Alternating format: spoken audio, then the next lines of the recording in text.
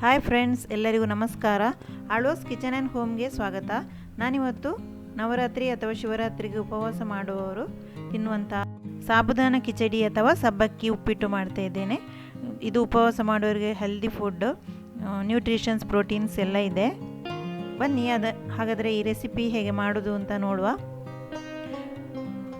ನಾನಿಲ್ಲಿ 1 ಕಪ್ ಆಗುವಷ್ಟು ಸಾಬುದಾನ ತಗೊಂಡಿದ್ದೇನೆ, ಸಬ್ಬಕ್ಕಿಯನ್ನು ತಗೊಂಡಿದ್ದೇನೆ ನೋಡಿ. ಅದನ್ನೀಗ ಒಂದು ಬೌಲಿಗೆ ಹಾಕ್ತಾ ಇದ್ದೇನೆ. ನಾವೀಗ ಇದಕ್ಕೆ ನೀರು ಹಾಕಿ ಒಂದು 2-3 ಸಲ ಇದನ್ನು ತೊಳಿಬೇಕು. ನಾವು ಚೆನ್ನಾಗಿ ಇದನ್ನು ಹಿಸುಕಿ ತೊಳಿಬೇಕಾಗ್ತದೆ. ಅಂದರೆ ಅದರಲ್ಲಿದ್ದ ವೈಟ್ ಎಲ್ಲ ಇರ್ತದೆ ಜಾಸ್ತಿ, ಅದೆಲ್ಲ ಹೋಗಬೇಕು. ಚೆನ್ನಾಗಿ ನಾವು ಹಿಸುಕಿ ತೊಳಿಬೇಕಾಗ್ತದೆ.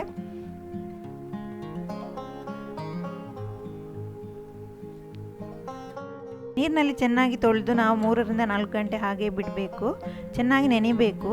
ಈಗ ನಾನು ಒಂದು ಬಾಣಲೆಯಲ್ಲಿ ಕಡಲೆಕಾಯಿ ಬೀಜವನ್ನು ಹಾಕ್ತಾ ಇದ್ದೇನೆ, ಶೇಂಗಾ ಬೀಜವನ್ನು ಹಾಕಿ ಫ್ರೈ ಮಾಡ್ತಾ ಇದ್ದೇನೆ. ಒಂದು 2 ನಿಮಿಷಗಳಷ್ಟು ಕಾಲ ನಾವು ಅದನ್ನು ಫ್ರೈ ಮಾಡಬೇಕು. ನೋಡಿ, ಈಗ ನಾನು 3-4 ಗಂಟೆ ಆಯಿತು. ನೋಡಿ, ಚೆನ್ನಾಗಿ ನೆಂದಿದೆ ಇದು. ನೋಡಿ, ನಾನೀಗ ಅದನ್ನು ಸೋಸಿ ಇಟ್ಕೊಂಡಿದ್ದೇನೆ. ನಾನೀಗ ದಪ್ಪ ತಳದ ಬಾಣಲೆಯಲ್ಲಿ ಒಂದು 2 ಸ್ಪೂನಷ್ಟು ಎಣ್ಣೆಯನ್ನು ಹಾಕ್ತಾ ಇದ್ದೇನೆ. ನೋಡಿ, ಈಗ 1 ಸ್ಪೂನಷ್ಟು ಜೀರಿಗೆಯನ್ನು ಅದಕ್ಕೆ ಹಾಕ್ತಾ ಇದ್ದೇನೆ. ಈಗ ನಾನು ಒಂದು 2 ಕಾಯಿಮೆಣಸನ್ನು ಸಣ್ಣದಾಗಿ ಕಟ್ ಮಾಡಿ ಹಾಕಿದೆ.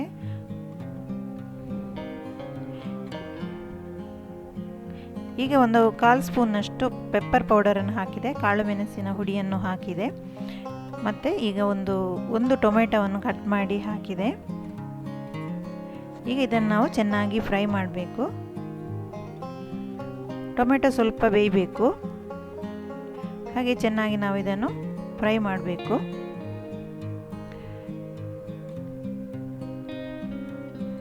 ಈಗ ನಾನು ಇದಕ್ಕೆ ಬೇಯಿಸಿಟ್ಕೊಂಡಂಥ ಆಲೂಗಡ್ಡೆಯನ್ನು ಹಾಕಿದೆ. ಒಂದು 2 ಚಿಕ್ಕ ಚಿಕ್ಕ ಆಲೂಗಡ್ಡೆಯನ್ನು ಕಟ್ ಮಾಡಿ ಬೇಯಿಸಿಟ್ಕೊಂಡಿದೆ, ಅದನ್ನು ಹಾಕಿದೆ.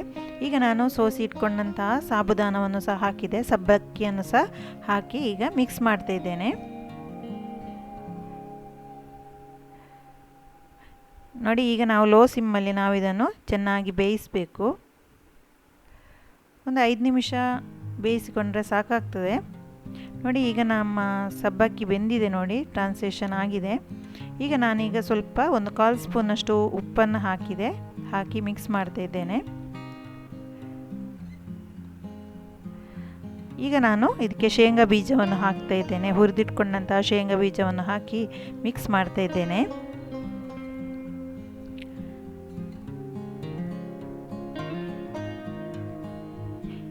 ನೋಡಿ, ಈಗ ನಾನು ಸ್ವಲ್ಪ ಕೊತ್ತಂಬರಿಯನ್ನು ಮೇಲಿನಿಂದ ಹಾಕಿದೆ. ಇದಕ್ಕೆ ನಾನು 1 ಸ್ಪೂನಷ್ಟು ಲೆಮನನ್ನು ಸಹ ಹಿಂಡಿ ಹಾಕಿದ್ದೇನೆ. ಈಗ ನಮ್ಮ ಸಾಬುದಾನ ಕಿಚಡಿ ರೆಡಿ ಆಯಿತು. ಸಾಬುದಾನ ಉಪ್ಪಿಟ್ಟು ರೆಡಿ ಆಯಿತು ನೋಡಿ. ಇದು ಉಪವಾಸ ಮಾಡುವವರಿಗೆ ತುಂಬ ಒಳ್ಳೆಯ ರೆಸಿಪಿ, ಹೆಲ್ದಿ ರೆಸಿಪಿ. ನೀವು ಸಹ ಟ್ರೈ ಮಾಡಿ ಫ್ರೆಂಡ್ಸ್.